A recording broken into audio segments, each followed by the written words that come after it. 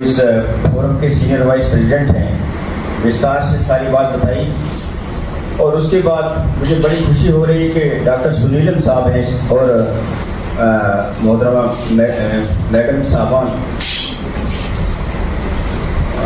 इन्होंने जो 2 दिन में जो ऑब्जर्वेशन ली हैं, चाहे वो कम्युनिकेशन को लेकर हो, एजुकेशन को लेकर हो या सिक्योरिटी फोर्सेस की थोड़ी बहुत जो ज्यादतियां हैं वहाँ मुकामी लोगों के साथ उसको लेकर हो, स्कूलिंग को लेकर हो, तो ये बहुत बड़ी बात है। 2 दिन में इन्हें बारीकी से 4, 5, 6 चीजों को वहां पर देखा है और उन्हीं चीजों का उन्होंने यहाँ पर जिक्र भी किया है। जैसे कि शेख साहब ने अपने शुरुआती बात में ये कहा कि ये एक फेडरल यूनियन है स्टेट्स का, हमें सब स्टेटों से प्यार है, हमारी सब स्टेटें खूबसूरत हैं, हम सब स्टेटों में जाना चाहते हैं, लेकिन हम ये नहीं जम्मू कश्मीर वाले चाहते हैं कि हम सारे यहाँ से उठकर और हिमाचल में बस जाएं और हिमाचल की जमीन को कवर करें। हम हरियाणा में भी बसना नहीं चाहते हैं, हम पंजाब में भी नहीं बसना चाहते हैं, हम अपने ही स्टेट में रहना चाहते हैं।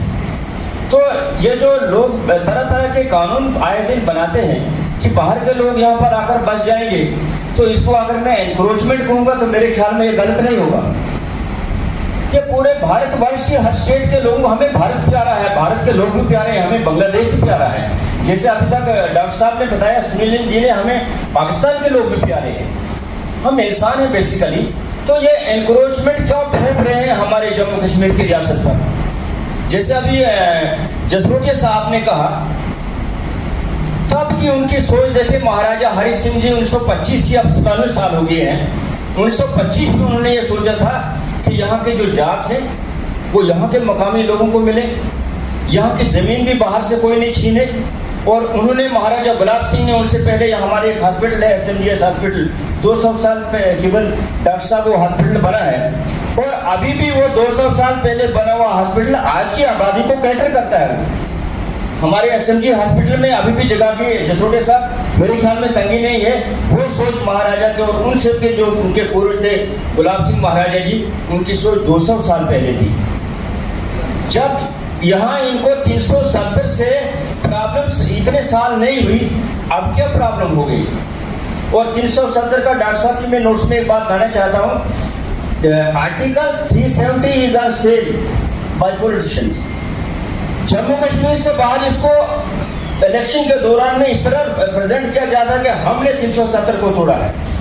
सर वहां पर वोट लेने के लिए ये कहते हैं हमने 370 को तोड़ा है, ये सर हमने 370 को तोड़ा है, ये सर बात है जम्मू कश्मीर से बाहर। और जम्मू कश्मीर से अंदर क्या है, डिफरेंट पॉलिटिकल पार्टीज वो लोगों को कोई सच्चे वादे दिलाने की कोशिश कर रहे हैं और कोई झूठे। हाँ जी, कुछ पॉलिटिकल पार्टीज की इस तरह सेल लगा रही हैं कि 370 को हम वापस लाएंगे। और रिसेंटली मैं अपने नाम नहीं लूंगा, कुछ पार्टीज ये कह रही हैं कि 370 को भाई हम वापस नहीं लाना चाहते, जब हम सच्चे लोग हैं। जिस तरह आपको दूसरे कश्मीरी लीडर आपको धोखेबाजी में रख रहे हैं, हम आपके साथ सच बताएंगे, हम इसको वापस नहीं लाएंगे। जिसको कुछ लोग ये भी कह रहे हैं कि बीजेपी की आधा पर चल रहे हैं ये लोग। तो सर हम कहाँ जाए? हम परेशान लोग हैं। जैसे जसरोटे साहब, शेख साहब और हमारे मोहतरम सलीम साहब ने कहा कि लोग सड़कों पर हैं, नौजवान सड़कों पर हैं, बेरोजगारी इंतहा दूर तक पहुंच गई है। 22% हमारा बेरोजगारी का, अनएम्प्लॉयमेंट का इंडेक्स है, जो कि आज की डेट में सबसे ज्यादा है। सर ये चीजें किसको बताएं, क्या सुनने वाला कोई नहीं। जैसे मोहतरम शेख साहब ने एक बात का जिक्र किया, शेड्यूल कास्ट हमें बाकी स्टेटों के मुकाबले में शेड्यूल कास्ट पर जो एक्सेसिटी हैं, जो एट्रॉसिटीज हैं, वो सर मुकाबलतन इतनी ज्यादा नहीं हुई। लेकिन अभी ये लोग क्लेम करते हैं कि जब ये इस रियासत को तोड़ा गया 5 अगस्त 2019 को, हमारे लिए 150 से ज्यादा कानून जो वहां फंसे हुए थे दिल्ली में, वो प्रूव कर रहे हैं, फटाफट इधर आ रहे हैं और यहाँ पर भलाई हो जाएगी। सर मैं इनको पूछना चाहता हूँ, पहले भी ये बात में कि फोरम पर मैं बता चुका हूँ कि एक शेड्यूल का रिजर्वेशन का एक एक्ट है 1994 का, उसमें जो रिजर्वेशन सरकारी नौकरियों में है वो 8% है। जब 150 कानून यहाँ पर लागू होता है तो